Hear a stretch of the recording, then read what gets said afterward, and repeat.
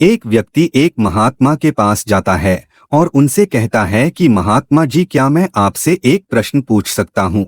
वो महात्मा उस व्यक्ति को प्रश्न पूछने की आज्ञा दे देते हैं। वह व्यक्ति पूछता है कि ऐसा मैं क्या करूं जिससे मैं हर समय वर्तमान में जी सकूं। वे महात्मा उस व्यक्ति का प्रश्न सुन चुप रहते हैं।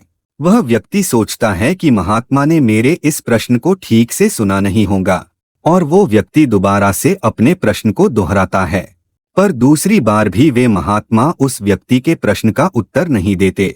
वो व्यक्ति तीसरी बार महात्मा से पूछता है। महात्मा जी उस व्यक्ति की तरफ देखते हैं और उससे एक प्रश्न करते हैं कि क्या तुम जमीन पर खड़े हो सकते हो। वो व्यक्ति महात्मा से कहता है कि मैं जमीन पर ही खड़ा हूँ, ना तो मैं जमीन के नीचे हूँ और ना ही मैं जमीन के ऊपर हवा में रह सकता हूँ। क्या आप मुझे देख नहीं पा रहे हैं? वे महात्मा उस व्यक्ति से कहते हैं कि मैं तो देख पा रहा हूँ, लेकिन तुम नहीं देख पा रहे हो। वह व्यक्ति कहता है कि महात्मा जी, मैं कुछ समझा नहीं।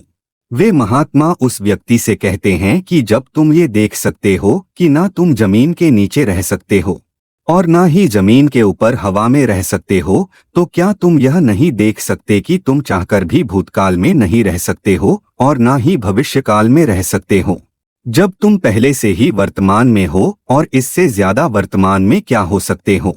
तुम्हें यह समझना चाहिए कि जीवन का अर्थ वर्तमान है, भूत और भविष्य नहीं। तुम चाहकर भी भूत और भविष्य में नहीं रह सकते, क्योंकि तुम्हारे पास इसका विकल्प ही नहीं है।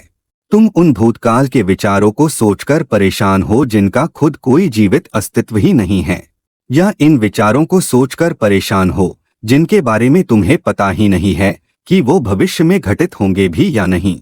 वह व्यक्ति उस महात्मा से पूछता है कि मैं इन विचारों से कैसे छुटकारा पाऊं। महात्मा कहते हैं कि फिर एक और गलत प्रश्न। यह दिमाग जिसके पास इतनी क्षमता है कि तीनों स्थितियों में सोच सकता है, यह हमें प्रकृति के द्वारा दिया गया एक उपहार है। क्या तुम इसे खत्म करना चाहते हो? क्या उपहार को खत्म किया जाता है?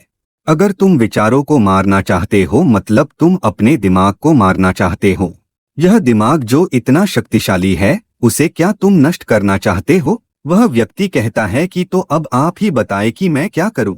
मैं बहुत परेशान हूँ, मुझे कोई मार्ग नजर नहीं आ रहा है। वे महात्मा उस व्यक्ति से कहते हैं कि अब तुमने सही प्रश्न पूछा है, अब कुछ हल निकाला जा सकता है। यदि तुम जीवन की सभी समस्याओं से छुटकारा पाना चाहते हो, शारीरिक और मानसिक तप करना होगा। वो व्यक्ति उन महात्मा से पूछता है कि शारीरिक और मानसिक तप क्या है। शारीरिक तप का अर्थ है उचित आहार, उचित नींद और उचित व्यायाम, और मानसिक तप का अर्थ है ध्यान और खुद के साथ समय बिताना और बाहर के कचरे को भीतर आने से रोकना। वह व्यक्ति उन संत से पूछता है कि कचरे से आपका क्या मतलब है। वो महात्मा कहते हैं कि तुम भली भांति जानते हो कि कचरा क्या है। कचरा वे बातें हैं जो तुम्हारे विकास को रोकती हैं और तुम्हारे इंद्रियों के द्वारा तुम्हारे भीतर प्रवेश करती है। यदि तुम सभी समस्याओं का अंत चाहते हो तो तुम्हें शारीरिक और मानसिक तप करना होगा। वो व्यक्ति उन महात्माओं से पूछता है कि क्या शारीरिक और मानसिक तप करना आसान है। वे संत उस व्यक्ति से कहते हैं कि आसान नहीं है, पर मुश्किल भी नहीं है।